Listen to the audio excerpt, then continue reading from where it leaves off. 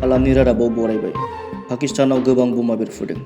रोखा नङै रिपर्टनि बायदिब्ला मस्ट वान्टेड उदखारि Kandahar aeroplane हाइजेकार must wanted Masood अजहरखौ फुंनि 5 रिंगायाव सिनाय मोनै सुबुंफ्रा बमा बेरफुहोदोंमोन। खोनानो मोननाय बायदिब्ला बियो भबलपुर मस्जिदनिफ्राय थांफिनगासिनो दंमोन। रिपर्टखौ दासिमबो मावख'आरि महरै रोखा खालामनाय जायाखै। जेब्लानो जों सोरखारनिफ्राय रिपर्ट मोनगोन जों नोंथांमोननो मिथिहोगोन। आपडेटनि थाखाय हालामनि रादाबजों थाबाय था।